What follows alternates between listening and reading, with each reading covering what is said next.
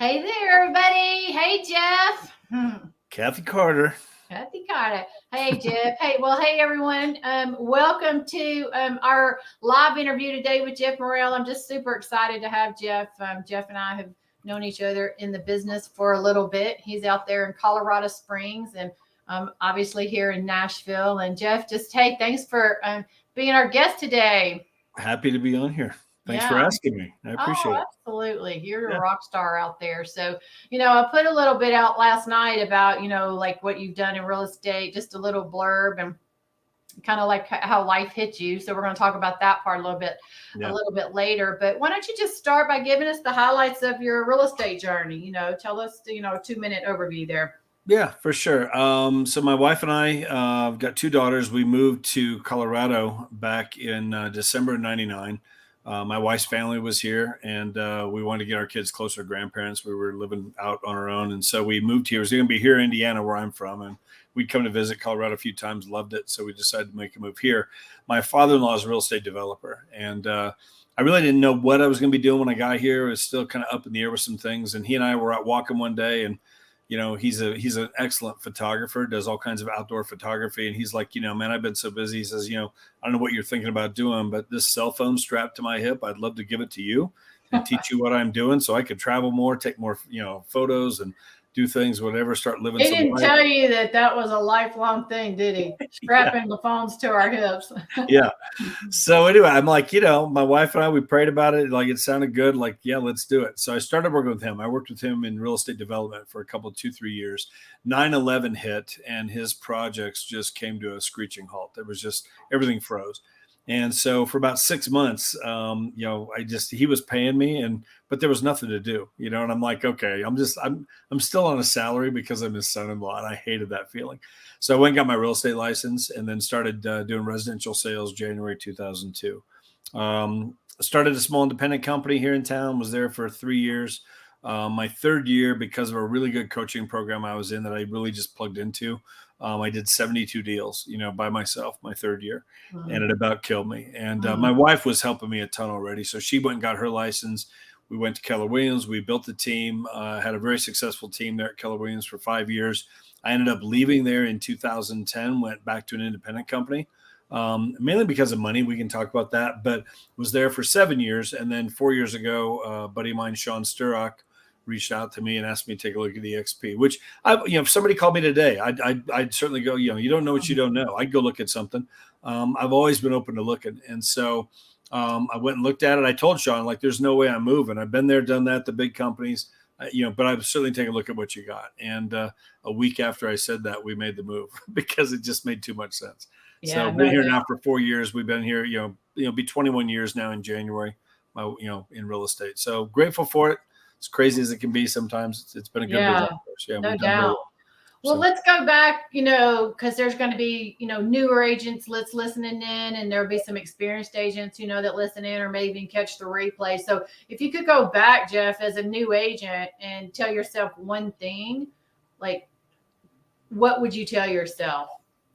Be consistent. I think be consistent, be out where the people are. Don't just get stuck up in an office somewhere. Be out where the people are, meet as many as you can, but be consistent with your calls, with lead generating, with lead follow-up. Be consistent there. I think, one of the things that I see so many realtors going through, and myself included, as I was building it up and it started growing, all of a sudden we have that really good month. We have that month where we go, oh my gosh, I got 4 closings, 5, 6 closings in 1 month. Oh my gosh, we're going to make all this money. But then I don't have any more closings for 3 months because I wasn't consistent in making those calls to keep up on the future business. I found myself all of a sudden now it's like feast and famine. And, I just had to learn from that. Like, no, like take, even if it's a half an hour, whatever, block that time out every day. To at least Monday through Friday, Saturday mornings were always good for me, making the calls, to keep that future business, coming in, to keep that pipeline going. So, I get done with these 5 deals, but now I could have 5 more next month also, because I was doing that. So that would probably be the first thing that comes to my mind as far as just, really being on top of your business in that way. Yeah. I say it all the time. Like, you just got to shake the trees. Yeah. It's like, especially from the new agent's perspective, a lot of them come in and they don't understand that they're starting a business, and it requires that no one's waking them up. No one's pushing them out the door to go do anything. Right. It's all on you as an agent to get out there and make things happen. Like I said, always, shaking the tree. Another thing, somebody asked me. Can I add something to that, Kelly, real quick? Yeah. Just one thing that because it hit me. I think, how many times have I fired myself over the years? And I think to treat it like a business, I think for the newer agents watching this, like if this was a regular job and you had a boss, like a regular boss, would you have been fired at this point with how you've been working your business? How you run it. Yeah. Yeah. And that's a good question. Go ahead. It's a good question to ask ourselves. I think a lot of us would do that. I had to realize that, like, wait a minute, because I do see this sometimes, like, oh, I'm my own boss. So what happens? It's like, well, I don't set the alarm. I can sleep till 9 or 10, whatever. And then they get up and have my breakfast, and, I'm scrolling through Facebook and whatever. Mm-hmm. And next thing you know, I got to get to the gym, whatever. So I go to the gym, and, you come back, next thing you know, it's like 1 o'clock before you're even starting anything real estate. Yeah. And then I'm done by 4 because I got to go play golf, or I'm meeting a buddy, for a happy hour or something, whatever. And next thing you know, you put in about 2 or 3 hours really, truly into your business. And then you wonder why it's not working. Right. You've got to be your own boss and really, truly run it like a business, That's right. And especially at first, those first few years, man, it's you. And it might be 6-7 days a week. It's going to be out of balance for a while. You can figure out there's ways to leverage and ways to get it more in balance. We can talk about that. But at first you're going to be, it's all on you. And would you fire yourself right now? Looking at the last 2 weeks, how you've worked your business, have you been treating it like a business, or have you just been treating it like a hobby? Yeah. Because hobbies cost you money. Yeah.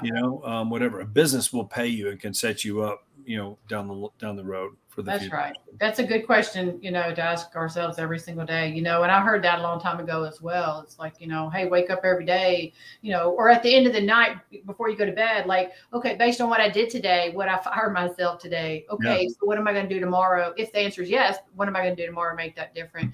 So kind of let's shift gears a little bit on that, so we've got agents that maybe have only been in the market 2, 3, 4, 5 years. And, it's all been a great market for the last handful of years, especially the last couple of years. It's been great as far as sales go. It's crazy at another level, for us realtors when we're in that type of market.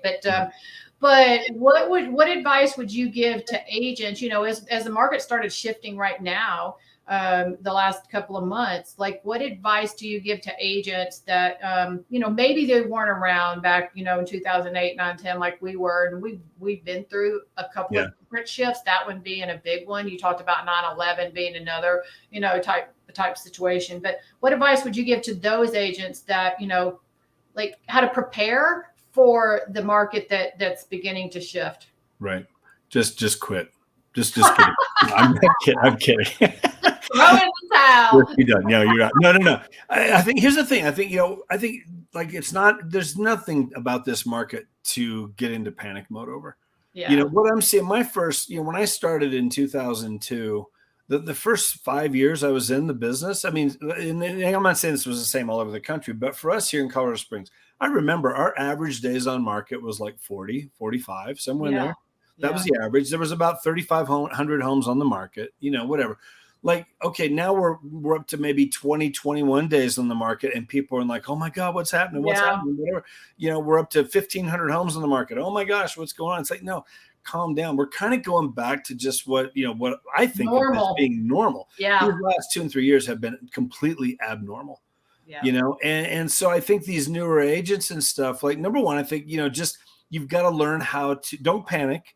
What you're going to have to shift your marketing. You're going to have to shift, what you're saying to people, but learn what to say to people. Calm them down. Yeah. Because your clients are also reading the headlines, and, let's face it, the news, I mean, whatever, the headlines are the headlines, and, whatever, it doesn't sell anything if it doesn't get you in panic mode. I mean, the headline isn't always, like, that's not what the page isn't even the story. A lot of times. people just read headlines. They don't read the rest. And then it's like, oh my gosh, they, misinterpreted really what the message was. Totally. I think there's, if you look, I do think we're going to see interest rates, probably take another rise here, very soon. I think we're going to see them continue to go up. But here's what happens, in a recession. If you look back over the last, six or eight recessions, I was just reading this last week. You look at all the recessions over the last, 30, 40 years, every single one, the interest rates do this going into it. And then they start coming down because they have to start jump starting the economy. So I do think, as far as mortgage rates, interest rates, I think we're going to I think we'll see that. I don't know. I don't think we're going to get back down to the twos. Again, not normal. I do think we'll get down in. We're definitely going to come into the fives. I think we'll be into the fours. You know what? We are. I reached out to my lender this morning, and he said right now we're about 4.875. Really? Okay. Yeah. See, I haven't seen that yet. Just this morning. Yeah. So I knew they had come down a little bit, but I hadn't checked in the last 3 or 4 days. So that was pleasant surprise for sure. Yeah. Sure. I mean, that's a percent that's come down in the last month, really. Yeah.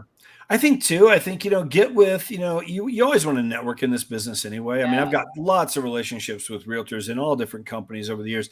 I'm having lunch tomorrow with a guy, whatever. And we're not talking EXP, nothing like that. We're friends and we're just going to have lunch and talk. So, I mean, we'll pick each other's brains. We'll mastermind on some of this stuff. We'll just get around agents who've been around a while. You got to learn how to have conversations now with your clients. You really haven't had to do that. Buyers, definitely you've had to coach them and all that kind of stuff the last couple of years. But now your sellers, which I've always focused on, for 18 of the 20 years, I've focused on listings primarily. Yeah. And but you've got to learn how to have these conversations with the sellers. You got to learn how to have that conversation when it comes to a price adjustment and what that means and how to price it right up front. Yeah. You don't want to chase the market down.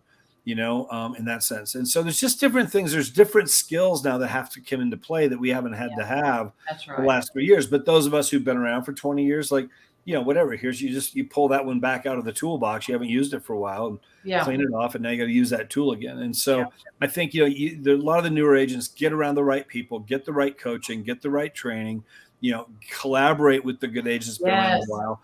And together, you'll learn with this and you'll go through this and you come out great on this. I mean, it's an opportunity, this kind of market, because we will see a lot of agents leaving the business. That's just the truth of it. It happens every time we go through something like this.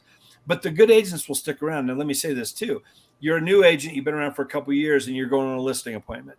You're going to be competing probably against, good agents. And so it's not the kind of market we've had the last couple of years. Stick a sign out there and it sells. It's going to take work. So you've got to be ready to go into that appointment. You've got to get your A game on and you've got to learn how to do that, because otherwise you won't get hired, because you will be competing against stronger agents, because the weaker agents are going to be leaving the business. So there's things to be thinking about, as we head into this market that we're in. Yeah, that's good stuff. So, Jeff, was there been any time in your career that you kind of ever felt stuck? Like you've been in a long time. Have you ever been a time that you felt stuck? And, if so, how did you kind of push through that? Because as long as I've been around, I mean, there's been times in my career, but, I've seen a lot of other agents feel that way. So have you ever felt that way? And what have you done to push through? Yeah, I think the biggest thing that I think about, I don't know if so much, here's what I would say: stuck on a hamster wheel. Yes. That says it right there. I don't know if I've been stuck in the sense of I don't know what to do. Yes. Well, to some degree, because here's the thing. Okay, so again, I do 72 deals my third year. My wife gets her license. We start working together. We hired an assistant. Best move I ever made. She did it without telling me, basically ran an ad. At first I was like, you did what? Yeah. Best thing we ever did, and so had an assistant on salary. And now there weren't virtual assistants back then. Right. A lot of VAs, there's some good VAs out there now. You can check on that. But having that assistant to help, that leveraged some of my time. That freed me up now. I didn't have to, respond to every email. I didn't have to sort through the hundreds of emails I was getting every day. She could do that. Send me the ones that I needed to read. She could help with the mailings we were doing. She could help when it came to addressing envelopes, with all the stuff we were doing. Just some of that stuff that, I tell people, look, the stuff that you can change the outcome of, you need to be involved in. negotiating deals, all those kind of things with the contracts and all the stuff we have to do as licensed realtors. But, what, sealing envelopes and putting stamps on them, getting to the mail, to go out, like I can pay somebody, $10, $12, $15 an hour to do that kind of stuff, like hire somebody to do that stuff. That helped. Then we bring on some buyer agents. Now, again, we were able to do a lot more deals, as a team. And I really thought it would leverage my time. It just, to be honest, it really added to my time. I mean, love the team. I had a traditional team for 13 years. We did great. We had the #1 Keller Williams team for several years here in Colorado Springs. We did very well with that, but I was not leveraged the way I thought I'd be. It did not free me up the way I thought I'd be.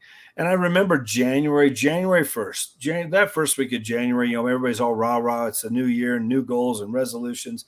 Honestly, I would be so depressed at the beginning of the year because I'm like, where am I at in January? We just had 185 closings last year as a team. We just won, 4 or 5 different awards, #1 this and top 10 this and all these kinds of things. I got some of those sitting up on the shelf over here, whatever, collecting dust. All mine are in totes. Where am I at January 1st? I'm right back at 0 and I got to do it all over again. That's where I felt stuck. I'm just like, gosh darn it, that was the most frustrating part of this. I mean, just got hit that point of just, some burnout, definitely. And just, whatever, we're taking our kids, we're going on vacation and I'm in the hotel room.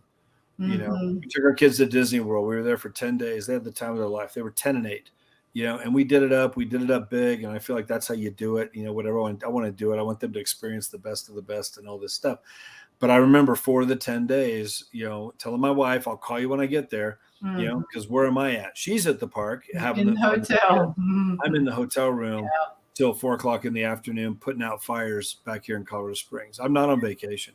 I'm stressed out of my mind because I know I'm coming back to just a mountain of craziness between my own deals, my team's deals, putting out fires, inspection issues, just all that stuff that goes on. I just could not really truly get away.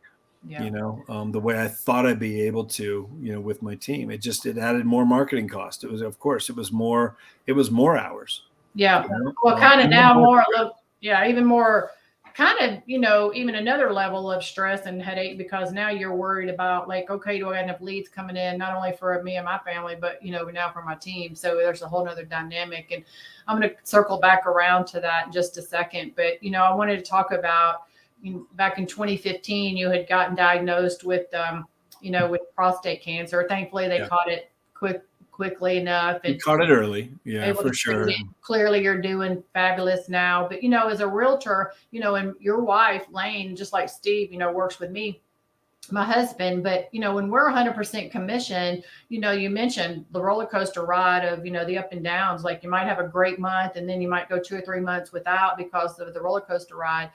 But then when you have some kind of life hit you like that happened, 2 years ago, Steve had that quadruple bypass that came out of nowhere. And again, many times in the realtor world, like realtors, not only now do you have health issues and concerns to be worried about, but now you got financial concerns on top of that. Right. And so kind of talk about that a little bit. What advice do you have for realtors, just for our realtor friends that are out there about, I guess I'd say the importance of being prepared for life, For sure. Well, you want to just, I don't know, Robert Kiyosaki, I think it was in one of his books that I read, like, the average millionaire has 7 streams of income. I read that somewhere, I think it was one of his books, but, again, I think we need to diversify. We need to, if all your eggs are in one basket and something happens there, if something happens to that basket, you could be in trouble, or just something happens now where it's relying on you, to bring that income in, and then something happens that can be challenging. Most realtors that are listening to this are probably 2 or 3 months away from being completely out of business. They're financially. We tend to live check to check, deal to deal, closing to closing, whatever. We have that big month, but then, we're not prepared for the future months or whatever. And so I think, one of my core values, one of my core beliefs is, if people understood the power of residual income, they'd run through a brick wall to get it. It's a quote out there. And I love that quote because, I've been able to have that. When my wife and I, when we got that diagnosis, which again, you're not ready for that. I just went for an annual checkup. Yeah. Now we've been watching that number. It's a PSA number. They do a blood test, and some of the guys out there know about this, but they're watching this number. Well, they want it to be 4.0 or lower. Well, my dad had prostate cancer. My grandpa had prostate cancer, which almost all men have it. It's just a matter of, it's a very slow growing cancer. It's a matter of whatever if they diagnose that and you're 85, they're not going to do anything, because you're going to be fine. You're not going to die of prostate cancer. You'll die of something else, old age or whatever. But again, I was 52 or something when it was really pretty young. But they start checking it normally around 50. They've been checking mine for a while. So every year I would go in, they do a blood test, checking all the stuff that they check. And here's this PSA number. Well, it would always kind of hang 3.8, 4.0, 3.9, 3.7. Well, then I go in this one year, 2015, it's like 6.9. And they're like, now not conclusive, but we should send you in to a specialist just to see. The doctor comes out, sorry, Mr. Morrell, I hate to tell you, but yep, you have prostate cancer. And, for the next 30 seconds, I'm not ready for that. I can tell you seriously, like, I have no clue. The next 30 seconds, it's almost like things kind of go fuzzy. Yeah. And there's like a ringing in my ears. It's like the Charlie Brown thing, wah, wah, wah, wah. The doctor's, I have no clue. And then I kind of come through with that. And then my wife is out in the waiting room. He's like, should we go get your wife? Yeah, let's bring her in. She breaks down, whatever. Now for me, I'm like, well, okay, what do we do? What's the next step? Let's fix it, And so ended up having surgery and clean bill of health ever since, fortunately. But I will tell you, for about 6 months, we had no closings on purpose because we could afford not to, and, through rental properties, through another business that we had that was paying us every month, just passive income, whatever. It's like, we were able to just pull back and focus on my health, focus on our marriage, focus on our kids, family, just let me recover. And yes, we're going to be a little tighter. That's okay. But the bills are going to get paid because there's money coming in from multiple sources to cover that. I tell people all the time, life happens. Yeah. It will happen to every single person listening to this in one way, shape, or form. Now, hopefully not health, but for some it will be health. Some it might be a spouse or a kid or someone, even outside, someone in your family that's not with you, but a parent or something. And now, you want to try and go help them and spend time with them or move them in or whatever needs to happen. There's all kinds of things that happens. Life happens. This economy, out of our control. Right. Whatever. The market is out of our control. Interest rates out of our control. What our health. So it's in our control to some degree, but there's things like that you're just not ready for. Life happens, and it will happen to everybody, and most people just aren't ready for it. Yeah. So I preach that. I'm like, man, you need to have multiple streams somehow, some way, so that you're ready for when, not if, but when something hits you that's a curveball. I don't know, the basement floods, and all of a sudden it's just, you're not ready for that. And holy cow, you haven't been downstairs in a week, and you go downstairs and, squish on the carpet. What's going on? I don't know. Either a rainstorm or the water heater went out or something. And now you got to pull up carpet. Now here's, $8,000 worth of, or $10,000 worth of damage. You got to figure out how to do that. And I don't know, just life happens, Well, and you mentioned that's, kind of one of your values, if you, and mine as well, once you've created and understand passive income, like you're going to do whatever to get to have that. Yeah. And it does help in those times of life when it happens. When Steve had his, bypass surgery 2 years ago, again, completely out of the blue, completely unexpected. On top of that, we were right smack in the early stages of COVID going on, with hospitals not letting people go in. Thankfully, they let me come in, with him when he went in for that surgery. But he and I talked about, because we have been able to create passive income really, a lot through EXP, but we have some real properties and what have you. Sure. Like we talked about so many times through his recovery, like what a blessing it is that we didn't have the financial concerns on top of the health concerns. Because when you go through that, and I say all the time, I kind of joke, but sadly it's not a joke. Agents are terrible about saving for taxes every year, let alone thinking about like, hey, I need to be prepared, or, even thinking more into the future, like exit strategies, retirement, things like that. We just we're not taught that in our industry. Sadly, I think it's a missing link in our industry and our teachings, so, totally. I know a few years ago, you obviously partnered with EXP, and, you've had a massively successful real estate career, and you made the move. When was that? When did you move over to EXP? February 2018. is when Okay. we moved. Yeah, I saw it. I saw it in like the end of January is when Yeah. Sean had called me, and yeah, we looked at it, and a week later in February Made the we move. Yeah, and we were same thing. We saw it in 2017, and about it was a small company, only had 3,200 agents at the Yeah. time. Oh yeah. Very Now we just passed 83,000, so it was really a no-name company. But because it's such a different model, and I was like, wow, like if this really takes off, this would be an amazing model for not only the realtors, but also for them and their clients, right? Because of the collaboration and everything that we have as a company, so being a partner with EXP now, Jeff, for the last 3 or 4 years, what has that helped solve, if anything, which I'd be hard pressed to think of anything, but, what does that help solve, in the challenges that we struggle with as realtors? Well, it's really number one. I mean, for us, and again, not everybody does this, but I mean, we just get paid in multiple ways for what we're going to be doing anyway. Yeah. That was the thing I realized, like, okay, if I do the same production this year that I did last year, and last year I'm over here at this other company and now I move over to EXP, I will make more money over here. Yeah. Again, that just made sense to me, like when I looked at it. But then also, with the stock, we get stock bonuses everywhere. My wife and I have hit Icon Agent where we get, I get asked this question. One of the first things when I ask people, hey, have you ever looked at EXP? Well, no. Would you be open? Well, tell me. One of the first questions a lot of times, well, what are the splits? Right. And I tell them, well, it's 80-20. Well, I'm at 95-5. No, thank you. No. I'm at 80-20. But look, work with me. Let me show you. A lot of the people I'm working with, we're getting our 20% back. And I want to help you get your 20% back, Right.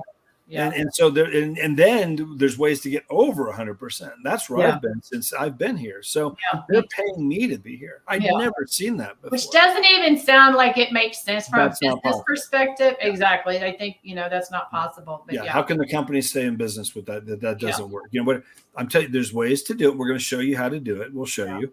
Whatever, like, there's a reason why we're growing the way we're growing. And go back 4 years ago, like when nobody heard of this thing. And even when I saw it, like, I get it, let me do my due diligence. I'm absolutely, it's got to be the right thing for you. But as far as due diligence, it's a matter of, is it the right fit for you? It's not a matter, is this thing for real or is this going to work? Yeah. When you've got the kind of agents coming over here, I mean, again, Ibrahim Hussein, number one Keller Williams agent, team in the country of Canada. And in March, he moved over here. The Perry Group out of Utah, number one real estate team in the state of Utah, not just at their company, but in the entire state, number one. And they move over here a few months ago. Like every week, here comes stories like this. None of these people would be coming over here if they thought it was going to hurt their business, if it wasn't for real, if it wasn't legit, if they were skeptical. Like the skepticism part, like that's gone. If you're skeptical, you're skeptical. But I've never seen a skeptical person, make money. It just doesn't work. The skepticism, if you're skeptical over anything, be skeptical over yourself. Will I work hard enough to make it work in this business, period? There's the skepticism, I think. But as far as the company, is it for real? Is it working? Oh, it's working. It's working in a huge way. And I think what it's helped for me is like, our passive income that we get now coming in every month is really at the point where it's more than our bills. Yeah. So there's freedom that comes with that. Yeah. That's always been my goal. If I can get all my bills, if I can get $1 more than all my outgoing bills, if I get $1 more coming in, whatever, passively, I'm essentially free at that point. Now, I don't want to settle for that. I want to get a nice cushion. I want to get it way up there, whatever. And we're doing that. But now we can start picking and choosing the deals we want to do. Yeah. I don't have to work with everybody that comes my way. That's right. Yeah. When you're dependent 100% just on your one way of earning income, it's you take everything. Right. You're going to take anything you can. And, even if your client's abusive to you, it's like, oh, but I need it, and so it gives you that freedom to be able to, like you just said, pick and choose. I mean, even talking about stock, I mean, doing real estate as long as I've done, and I came from 100% company who I was very happy with. I did not leave because I was unhappy at all. But when I saw that we get multiple ways, and could potentially even earn over 100%, which I knew that I could do that if I just, put a little bit of effort there. And, that has happened. But, what surprised me when I finish this is our stock that we get for doing what we already do. What what surprised me was, because this was never a thought that this would be an option. I just figured, oh, that's gravy on top, because nowhere have I ever earned stock from anywhere, any company. That in 2020, Steve and I were looking at kind of our stock portfolio that we'd accumulated at that point, and we were going to pay off one of our rental houses. I mean, Awesome. like that would never have happened had we not made the move. And that was like, quite honestly, that was just money that was just, I don't know, for lack of a better word, bonus money, right? That we had accrued and accumulated, that it was like, wow, we could take some of our shares and pay this house off, which we did. Well, and you're going to be doing real estate anyway. I ask people all the time, like, again, 5 years from now, where do you want to be with your business? Do you want to build a team? Do you want to have a brokerage of your own? Do you want to buy into a franchise? Do you want to, you want to be out of the business? You've been doing it 20 years. Is it time to retire? Like, where do you want to be 5 years from now? Now, most of the time they don't have a plan to get there. It's just kind of this pie in the sky sort of idea that they want to do. Yeah. When I ask them a plan, well, they just kind of go, oh, I don't know. They're just assuming that somehow they'll figure it out and get there. But again, aim at nothing and you'll hit it every time. Yeah. It's like, man, what's the target and what's the plan to get there? And now we can help them get to that point of building their business. We can help them with the roadmap. Yeah. Yeah. Mm-hmm. Yeah. Whatever. But then also being able to, if you're getting paid in multiple ways, and all of a sudden now, if I could help, I tell people all the time, if I could help you replace your commission income with referral income, what would life look like? Right. Well, that's impossible. No. We're doing it over here. We got lots of people doing it over here. Yeah. At least have that option. Now, again, I could still do 50 deals a year on top of that passive income. Whatever, it's up to me, but at least have that option here. Yeah. Right now, there's two ways to make more money in this business: sell more homes or sell higher priced homes. Yeah. Most people sell more homes. Well, the problem with that is it's more of everything that goes with it. Time, more expenses. It's more marketing costs. It's more signs in the yard. It's more lock boxes. It's more Wednesday nights at 10 o'clock on the computer. It's more open houses on the weekends away from your family. I always hated that idea. I mean, I did open houses, and I know for new agents, a great way to get out there and network and meet people and do that. I always recommend that, of course, whatever. But I remember it was like my third or fourth year, and I'm just like, what am I doing? It's a Sunday afternoon, and I'm sitting in some stranger's house. Would I rather be home spending some time with my kids? Yeah. Heck yeah. Whatever. But here I am taking 3 and 4 hours by the time I put out the signs and get the signs and do all the stuff I got to do. And I spent my whole Sunday afternoon in somebody else's house. Yeah. And I get it. That's what we do. But then Monday comes and it's like, wait a minute. Where's the weekend? There's no weekends. I know. It's always a joke. Isn't it funny? Like in our industry, we always laugh, people, our friends out there in the corporate world, they'll post and, oh, thank God it's Friday. And I'm like, I don't mean a thing. Exactly.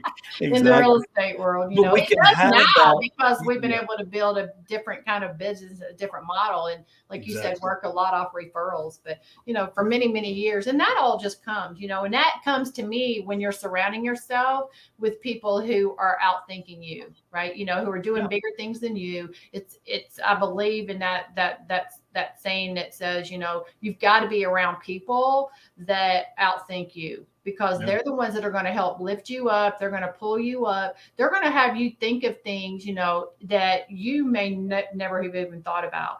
Right. Totally. So it's always about surrounding yourself, and I feel like I've always done that, which kind of you started with this saying, hey, I'm always open to looking at anything, because I say all the time, I don't know what I don't know in anything, real estate or anything. So why would I just shut somebody off, who was trying to potentially show me something different and better, and I'm like saying no, and I don't even really know what I'm saying no to. Yeah, for sure. If I'm the smartest one in the room, I'm in the wrong room. In the wrong room. That's it. And so, I mean, I'm always working on growing. I mean, all these books back here, like over on this side, I've got just dumb books to just like shut my mind off, whatever. I like to just read. Over all these books over here, they're all, like to help me grow spiritually, mentally, just, personal development, all kinds of stuff. And so always work on that, but then get around the right people. That's because you become who you hang around. That's right. Whatever, if you're, if you're around 5 realtors and they're all broke, you're the sixth broke one. Yeah, exactly. And it's like, I want to be that person. I want to I want to get around the right people. Right. And honestly, that's why I plugged into that coaching program. My 6 months in, I joined a coaching program as part of it for 9 years, because they were some of the best agents in the country. And within 2.5 years, I was in the top 20 in town here. out of 4,000 agents. And oh my God, you're so lucky. Everything you touch turns to gold. I hear these things, whatever. It's like, no, I bust myself, but I get around the right people. That's right. Way back in the day, I joined something. Did you remember? Were you around? Because it was kind of fading out there, but I joined Star Power. Did you remember that? I've heard of it. Yeah, I don't. Okay, so Howard Britton started that. It was awesome. Like, I went to the conferences, and it was all the best of the best real estate agents.